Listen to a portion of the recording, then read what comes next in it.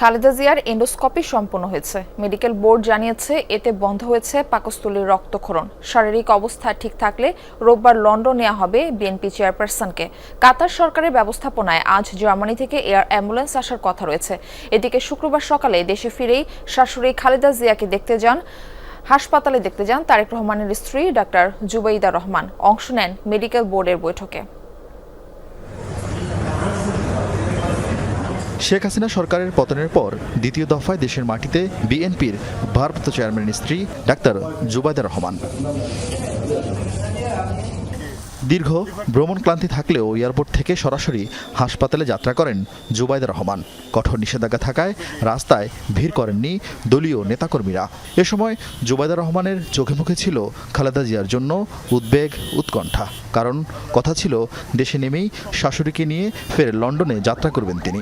কিন্তু হঠাৎ খালেদা জিয়ার শারীরিক অবস্থার অবনতি হওয়ায় সব ভেস্তে যায়। 12:15 হাসপাতালে পৌঁছেই খালেদা জিয়ার কাছে যান তিনি।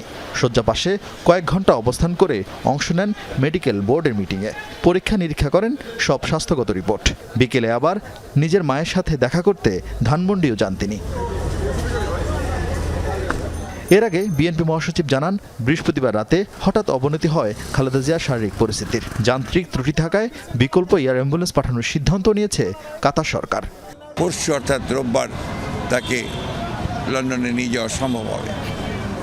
তবে তিনি এখনও গুরুতর অসুস্থ, সেই কারণে তিনি ফ্লাই করতে পারবেন কি না সেটা ডাক্তাররা নিশ্চিত করলেই তাকে ফ্লাই করে নিয়ে যাওয়া হবে অ্যাম্বুলেন্সে করে। এদিকে সকাল থেকেই বিএনপির নেতাকর্মী থেকে শুরু করে সাধারণ মানুষের আনাগোনা ছিল হাসপাতালের সামনে। এতদিন তাদের প্রিয় নেত্রীর চিকিৎসা নিয়ে উৎকণ্ঠা থাকলেও জুবাইদা রহমানের আগমনে তা কেটে গেছে বলেও জানান নেতাকর্মীরা। তার আশাতে ম্যাডামও তার সুস্থতা আরও বৃদ্ধি পাবে এবং দলীয় নেতাকর্মীদের মধ্যেও স্বস্তি ফিরে আসবে আরও দ্বিগুণ গুণে। তিনি কখনোই জনগণের ওপর কোনো অত্যাচার করে নাই। মানুষের প্রতি তার যে একটা ভালোবাসা, সেটা একদম লিগ্যালি।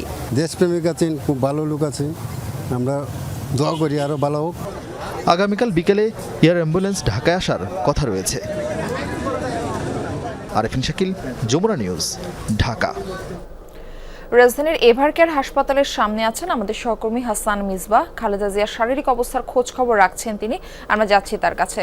মিসবাহ, বিএনপি চেয়ারপারসনের স্বাস্থ্য সম্পর্কে নতুন কোনো তথ্য আপনার কাছে রয়েছে কি? না কাল লন্ডন যাত্রার ব্যাপারে চূড়ান্ত সিদ্ধান্ত কখন নেওয়া হতে পারে? Murphy, BNP chairperson Begum Khaleda জিয়ার স্বাস্থ্যের যে শারীরিক যে অবস্থা, সেটি আসলে সবশেষ প্রতিদিন চিকিৎসকরা একবার করে জানান, সেটি হয়তো আজকে জানানো হবে। তবে এর আগের যে অবস্থা, অর্থাৎ তার হার্ট, লিভার, কিডনি এবং শরীরের আরও নানান ধরনের জটিলতায় তিনি ভুগছেন, সেই অবস্থা এখন অপরিবর্তিত আছে। গতকাল তার একটি অ্যান্ডোস্কোপি করা হয়েছে, পরে পাকস্থলীতে রক্তক্ষরণ হওয়ায় চিকিৎসকরা সেটি তাদের চেষ্টায় সেটি পরে বন্ধ করা গেছে। অর্থাৎ আগে থেকে যে ধরনের জটিলতা তার ছিল, সেই জটিলতাগুলো নিয়ে এখনও তিনি যুদ্ধ করছেন। চিকিৎসকরা তাকে সেরে তুলবার প্রাণপণ চেষ্টা করছেন। বাংলাদেশের চিকিৎসকদের পাশাপাশি বিদেশের বেশ কয়েকজন চিকিৎসক এসেছেন, তারা মেডিকেল বোর্ডে নিয়মিত পরামর্শ দিচ্ছেন এবং বাংলাদেশের চিকিৎসক তো আছেনই। সব মিলিয়ে তাকে সুস্থ করে তোলবার একটি প্রাণপণ চেষ্টা চিকিৎসকরা করে যাচ্ছেন। আর 23 নভেম্বর থেকে আমরা জানি যে তিনি হঠাৎ করে তার স্বাস্থ্যের অবনতি হওয়ায় তিনি এখানে এই হাসপাতালে ভর্তি হয়েছেন। তারপরে বেশ খানিকটা সংকটাপন্ন অবস্থায় তিনি চলে যান। সেই যুদ্ধ সেটি আসলে এখনও চলছেই। পুরো দেশের মানুষের প্রার্থনা কিংবা আগ্রহের কেন্দ্রবিন্দু আসলে এই মুহূর্তে এই এভারকেয়ার হাসপাতাল। এখানে বিএনপি চেয়ারপারসন বেগম খালেদা জিয়া ভর্তি আছেন। সারা দেশের মানুষ তার জন্য প্রার্থনা করছেন।